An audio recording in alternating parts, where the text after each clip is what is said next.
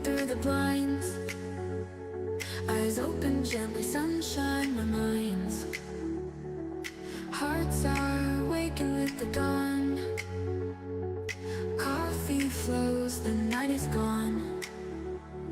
Screens light up the world anew, squirrel squad, we stand so true.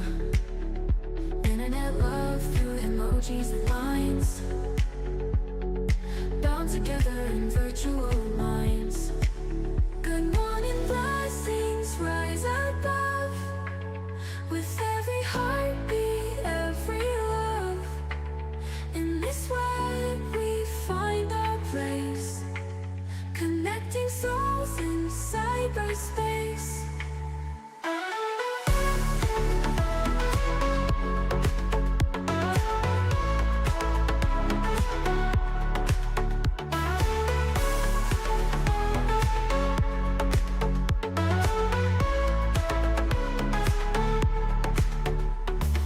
Justice sought for Kylie's name.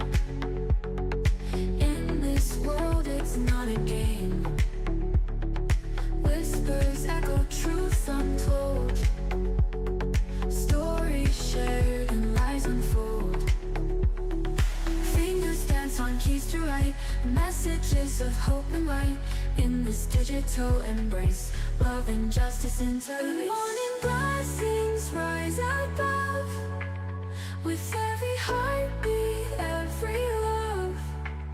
In this web we find our place, connecting souls in cyberspace.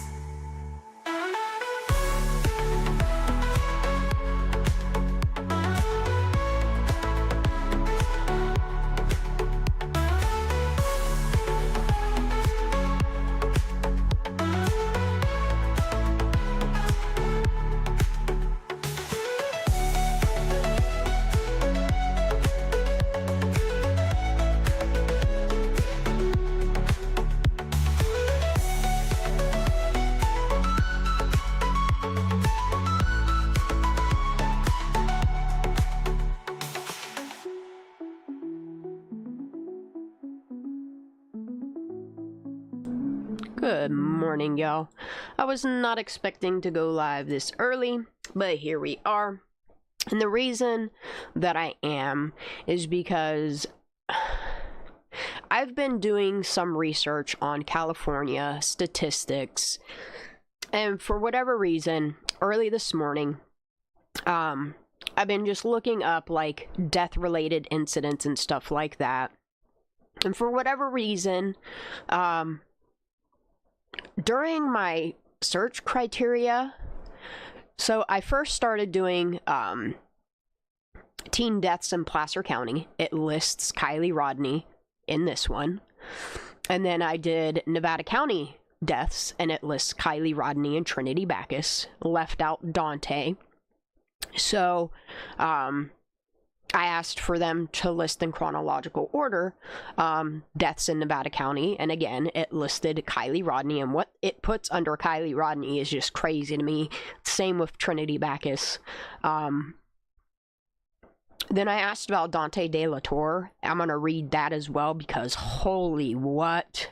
Like, there is no cause of death. There is not. So I'm just going to keep trying to get his autopsy report. It seems like it's sealed, but something ain't right there. All right. So here's where I was blown away. I put in, what do you know about the death of Daniel Gallardo Jr. of California?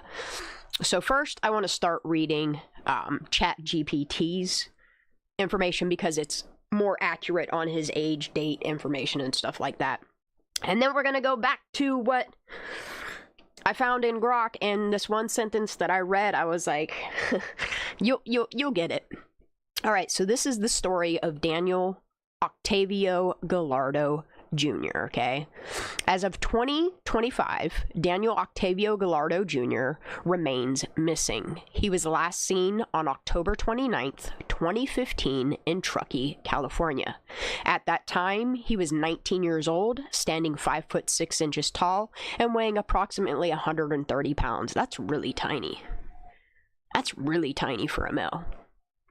He has brown hair and brown eyes with tattoos of Gallardo on his left forearm and Rosalinda on his right arm. That's from thecharlieproject.org. Daniel left his home in Barstow, California on October 26, 2015, driving a white 2012 Nissan Altima with California license plates 7NUA045. He planned to start a new job at Rockin' Rose Incorporated, go look that up, in Truckee, and intended to stay with relatives in Reno, Nevada during this period. He was last seen purchasing gas and snacks at a Chevron station in Truckee on October 28th, 2015 at 1:45 p.m. So that's 2 days later after he left Barstow. His vehicle was discovered by a hunter in a forested area. That should be forested. That's spelled weird. Forested area, approximately 40 miles. I'm going to reread that. His vehicle was discovered by a hunter in a forested area, approximately 40 miles north of Truckee on October 6, 2016, nearly a year after his disappearance. Despite searches, no further evidence has been found. Authorities have not found evidence of foul play. Isn't that convenient? But Daniel's family fears he may be deceased. And then I found this obituary, and I'm really glad that they make note of this as well as Grok. There's an obituary that's found for a Daniel Gallardo Jr., but the middle name is Chico, which is, I think, don't Chico mean boy in Spanish, Latin? And he was from Vallejo, California. So it's not the same person. Lala, what you doing, girl? Bex, good to see you. I thought I saw Roscoe as well. Hold on, let me see. Yeah. So y'all are going to want this information because this is crazy. I'm going to try to get as much information as I can on Daniel Gallardo and do a video for him because his name needs to get put back out there. As of now, Daniel Gallardo Jr.'s case remains unsolved. Anyone with information is encouraged to contact the Truckee Police Department at 530-550-2323, the Barstow Police Department at 760-256-2211, or the Reno Police Department 775-657-4774. Okay, now, here's where it gets really, really, really interesting. So I did Dante, and then I asked Grok what it knew about the death of Daniel Gallardo Jr. of California. Okay, Daniel Gallardo Jr., reported missing from Barstow, California in October of 2015, was never found, and his case remains unsolved, but the search results provide some details. The disappearance: he was last seen October 28th, 2015 in Truckee, California. He had left his home in Barstow to start a new job at Rockin' Rose Incorporated in Truckee. He was supposed to stay with cousins in Reno for 2 days before beginning work, but he had never arrived at his job. Okay, same thing with the vehicle discovery. His white 2012 Nissan Altima with California license plates 7NUA045 was found by a hunter in October of 2016, nearly a year after his disappearance, in a forested area about 40 miles north of Truckee in Sierra County. The vehicle's discovery did not immediately lead to finding Daniel, and no signs of him were found in the area. Physical description and tattoos: Daniel was described as a Hispanic male, 5 foot 6 inches tall, weighing about 130 pounds, with brown hair and brown eyes. He had tattoos of his last name Gallardo on his left arm and the name Rosalinda on his right arm. I do believe that's his mom. All right, y'all ready for this? Because this is what had me...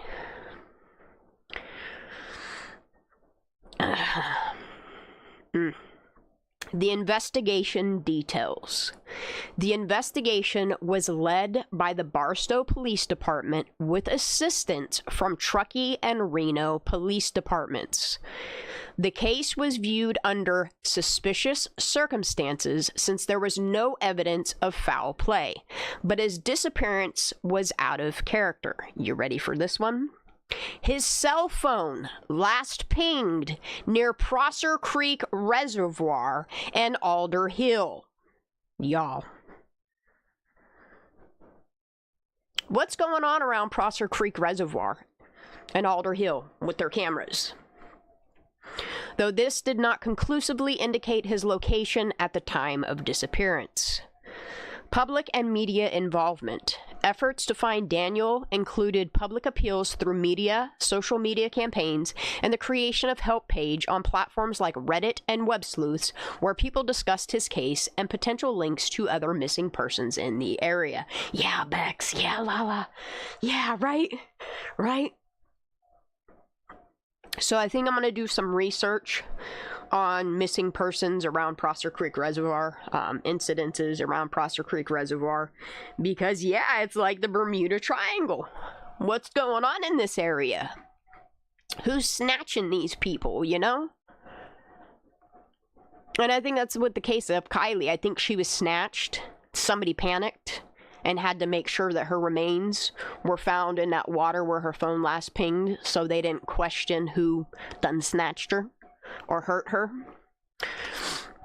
Alright, so current status. Daniel Gallardo Jr. is still considered missing. There is no confirmed report of his death and search results provided. Rather, the information points to his ongoing status as missing under suspicious circumstances. And then this is the misleading information. There's a mention of an obituary for Daniel Gallardo Jr. in 2024, but this appears to be for a different individual named Daniel Chico Gallardo Jr., who passed away peacefully at an older age, not related to the disappearance of Daniel Gallardo Jr. from Barstow.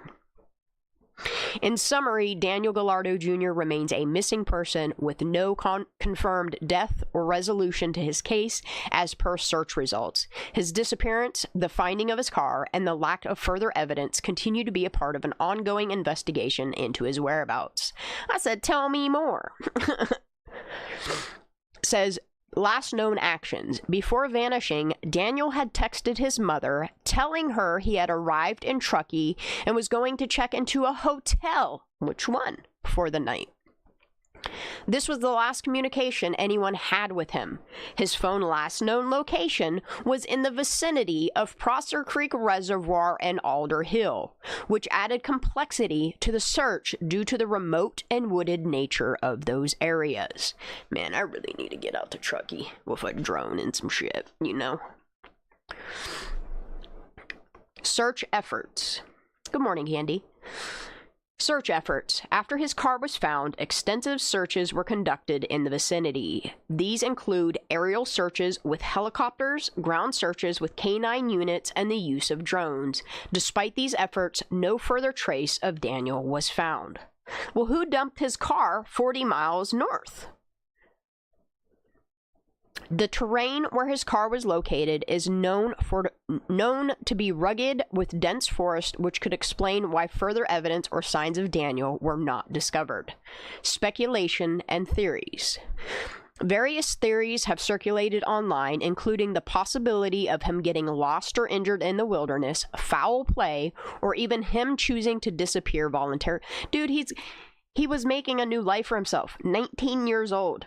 He's leaving from Barstow to go stay with family in Reno while obtaining this new job at a landscaping concrete place in Truckee, California.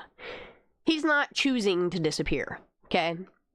Though the latter was considered less likely due to his excitement about his new job and life plans. See, I was right. There were mentions of possible connections to other missing persons cases in that area, but no concrete evidence has linked Daniel's case to others. Are they like serial snatchings? What's going on in Truckee, man? And isn't it weird, after 2022, we raised the big stink about Kylie Rodney, Trinity Backus, Dante De La Torre. You notice how after Chloe Bogan done ran away, and what's that Beck girl that took off too, went missing for a minute. You notice how it completely stopped happening? It's almost like they didn't want to get caught or something. I have a feeling, give it a couple more years and you're going to start seeing pop-ups of missing teens in Truckee again. Whoever's involved in this shit's not done yet. People like that can't help themselves. Investigative challenges. Oh wait, community and family response. Daniel's family has been actively involved in keeping his case in the public eye, participating in interviews and seeking information from the public. They've maintained hope for his return even as years pass. Community members and online groups have continued to discuss his case, sharing information and theories in hopes of generating new leads. Investigative challenges. The lack of physical evidence beyond the car has made this case particularly challenging. The passage of time has also complicated matters as memories fade and potential evidence might degrade or be lost. The case has been featured in various media outlets, including local news, podcasts, and true crime forums, aiming to keep public interest alive and potentially uncover new information. Current status. As of the latest information on the search results, Daniel Gallardo Jr. is still considered missing. The Barstow Police Department and others involved agencies have not closed the case, but have had to rely on any new information or tips that might come in. Public appeals. There have been several calls for information from law enforcement and Daniel's family, urging anyone with information, no matter how insignificant it might seem, to come forward. Alright, so what brought me here, and this is where I was gonna start with, and then I just kind of found that, and I was like, well, we gotta talk about it. Isn't that odd, y'all? Like, there's a Bermuda Triangle in Truckee. Pretty crazy.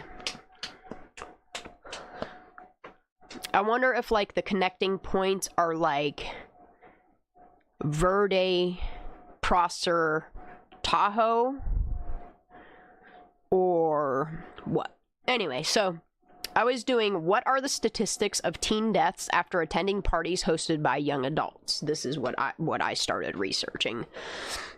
The statistics related to teen deaths after attending parties hosted by young adults are not directly and comprehensively detailed in a single source. However, several pieces of information from related searches provide a picture of risks involved. It is the devil's playground. Alcohol involvement. Alcohol is a significant factor in teen deaths at parties. It is noted that alcohol contributes to the death of young people more than any other substance, with alcohol-related car crashes, drowning, suicide, and homicide being the leading cause of death among teens. Alcohol use at parties, particularly when supplied by young adults or even parents, is a common occurrence, with statistics showing that 39% of youth who hosted parties reported alcohol at their last party. This includes scenarios where alcohol was supplied by multiple sources, including teens themselves, guests, or others. Unintentional injuries. Injury, particularly from motor vehicle accidents, remains the leading cause of death among teenagers aged 15 to 24. While not specifically tied to parties, the context of partying, especially with alcohol involved, significantly increases the risk of such fatalities. For example, in 2022, 62% of deaths among passenger vehicle occupants aged 16 to 19 were the drivers, and a notable percentage of these incidences involved alcohol or occurred late at night, times when parties are often held. And these all have sources. It's all sourced.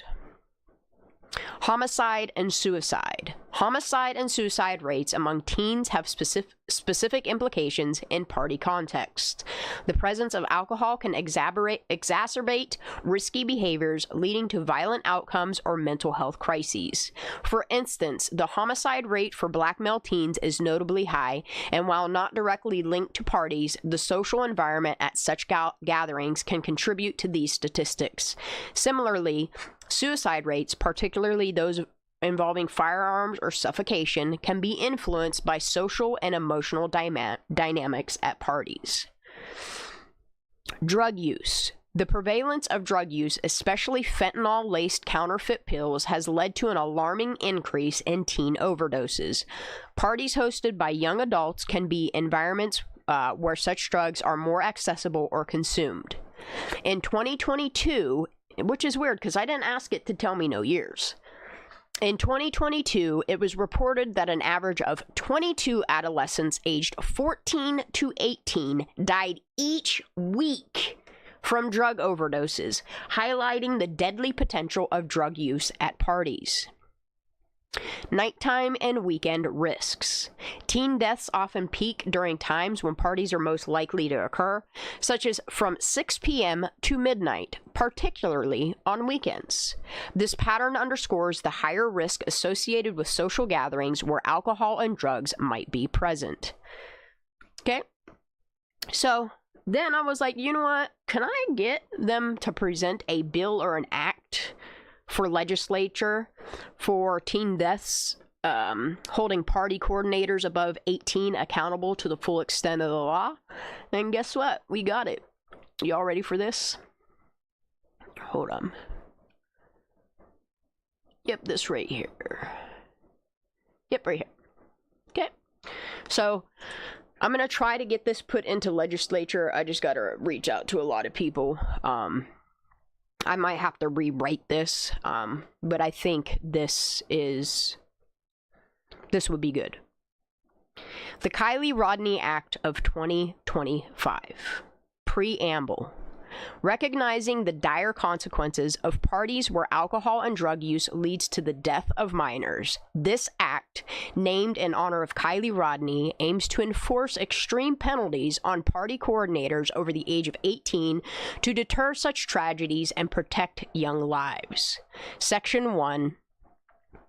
This act shall be known as the Kylie Rodney Act of 2025. Section 2, definitions.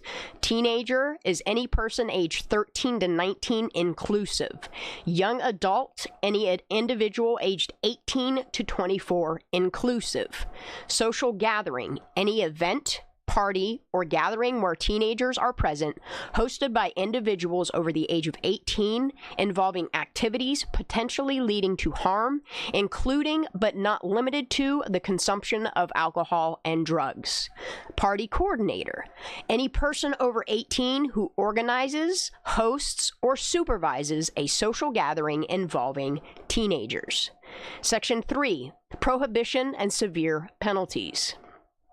It is strictly prohibited for any party coordinator to allow, facilitate, or be negligent in preventing the consumption of alcohol or illegal drugs by teenagers at social gatherings. If the negligence or action of the party coordinator lead to the death of a minor, the coordinator shall face mandatory imprisonment of 10 to 25 years with no possibility of parole before serving at least 10 years. Fines will start at $100,000 with potential increases based on the circumstances of the case. Additional penalties, including permanent revocation of any professional license and the property where the event took place, may be seized or subject to liens for victim compensation. That would help the family. Section 4, duty to ensure safety. Party coordinators must ensure constant supervision by sober adults with immediate authority to intervene. Employ stringent measures to prevent underage drinking and drug use, including ID checks.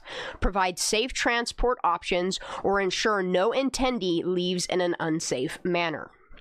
Don't leave your friends behind. Section 5, liability for harm. Party coordinators are criminally and civilly liable for any harm, injury, or death resulting from alcohol or drug use at their event if negligence or misconduct is proven. Damages include, but are not limited to, medical costs, funeral expenses, and punitive damages reflecting the severity of the negligence. Section 6, mandatory reporting and education. Immediate reporting of any incident leading to harm, especially death, to law enforcement is mandatory, with failure to report leading to additional felony charges. Mandatory education programs for young adults focusing on legal and moral responsibilities of hosting events with minors. Section 7, enhanced enforcement. Law enforcement has the authority for random inspections with probable cause, with non-compliance leading to immediate legal action. Section 8, these are penalties for lesser offenses. For offenses not resulting in death, but involving harm or violation of this act, the first offense is 1 to 3 years imprisonment, fine starting at $10,000. Second offense, 3 to 7 years imprisonment, fines up to $50,000. Third offense, 7 to 15 years imprisonment, fines up to $100,000, and potential license revocation. These seem plausible. This would deter these nonsense parties where teens, children are involved, they're getting hurt, negligence is happening, and death. Section 9, implementation. This act will be effective 30 days post-passage to ensure rapid response to this issue. Section 10, severability.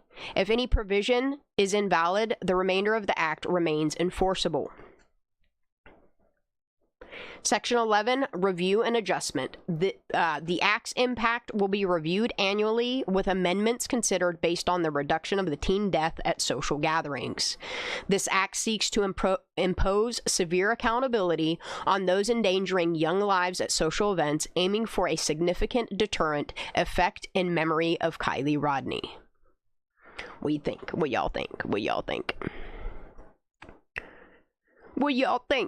That's about it. That's all I got. I got things to do today. I'm going to keep researching once I sit back down, but I have things to do for now this morning. I just wanted to hop on here, get this out of the way, and continue about my day. I love you all so very much. Thank you for being here. God bless you all. I will see you shortly. Justice for Kylie Rodney.